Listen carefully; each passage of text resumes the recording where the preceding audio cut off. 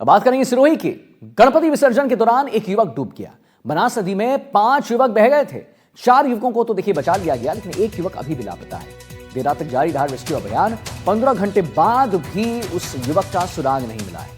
गणपति विसर्जन के दौरान ये युवक जो है बह गए थे। हमने जैसा बताया कि 5 युवक बह गए थे, 4 को तो खैर सुरक्षित बाहर निकाल लिया गया, लेकिन एक युवक जो है उसकी अभी कोई जानकारी नहीं, लापता है वो युवक। देर रात तक ये रेस्क्यू अभियान जारी रहा।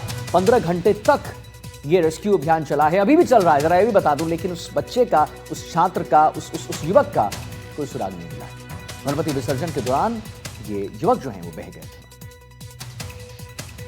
हमारे साथ कोमल जुड़ गए हैं इसी खबर पर और जानकारी देने के लिए। जी कोमल, बताइए कि जैसे 5 युवक बह गए थे, 4 की तो स्थिति अभी ठीक है, अब एक की अभी कोई मतलब जानकारी नहीं है, कहाँ है, क्या कह रहे हैं, कितने देर तक, 15 घंटों तक रेस्क्यू अभियान चला है, कब तक पता चल पाएगा उसके बारे में कोमल? मैं इस वक्त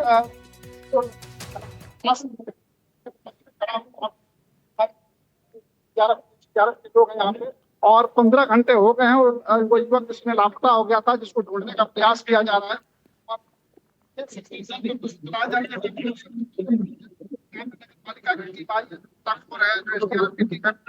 स्थानीय लोग हैं, वो सारे लोग यहाँ पे लगे हुए हैं और काफी देर से ये प्रयास चल रहा है ताकि उसको ढूंढा जा सके। हमारे साथ यहाँ पे आई जानते, हमारे साथ यहाँ पे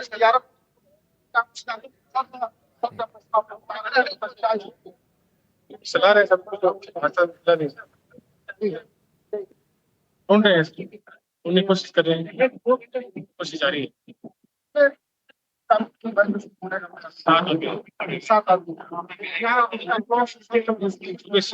बजे क्या उम्मीद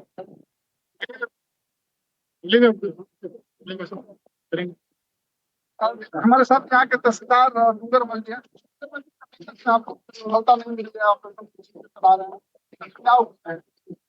क्या नगर पालिका के गोताखोर और एनडीआरएफ की टीम दोनों पूरी प्रयास कर रही है।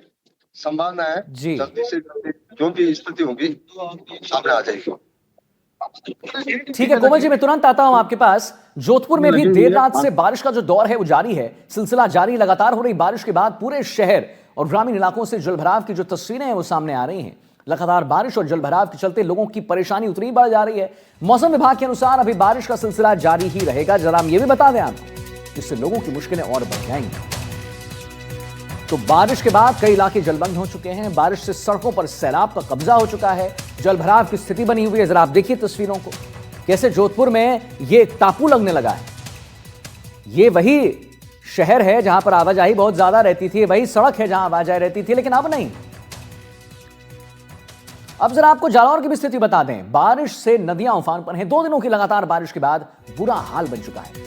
सुखड़ी नदी का जो है तेजी से जलस्तर बढ़ रहा है। जालौर जिले में पिछले 2 दिनों से लगातार बारिश के बाद सुखड़ी नदी एक बार फिर उफान पर है। सुखड़ी नदी का जलस्तर भी तेजी से बढ़ रहा है, जिससे चांदना, सियाणा और आसपास के जितने भी गांव हैं, रास्ता बाधित हो रहा है। सिरोही के ऊपरी क्षेत्र में तेज बारिश और बांधों के ओवरफ्लो होने के कारण बड़ी मात्रा में पानी जो है जालौर की ओर जा रहा है। यह पानी सुपारी नदी के रास्ते जो है अकोली, सियाणा, सायला होते हुए बागोड़ा पहुंच रहा है। इसके चलते नदियों का जो वेग है ना, इतना बढ़ रहा है कि जनजीवन प्रभावित हो रहा है।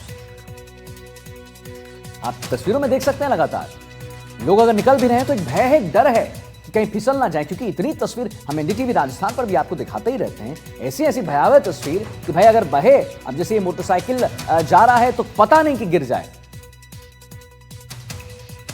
और हमारे साथ रिपोर्टर्स जुड़ गए इसी खबर पर और जानकारी देने के लिए, जिनसे हम और जानकारी लेंगे और प्राप्त करेंगे। कोमल यादव को आपने सुना, अब जरा हम अरुण हर्ष जोधपुर से हमारे संवाददाता उनसे बात करें, और भरत राजपुरोहित भी हमारे साथ जुड़े हुए हैं। अरुण जी, एक बात बताइए कि अभी स्थिति क्या है जोधपुर की? जो तस्वीर हम देख रहे हैं अरुण जी, वो डराती है, मतलब वो सच में डराती है।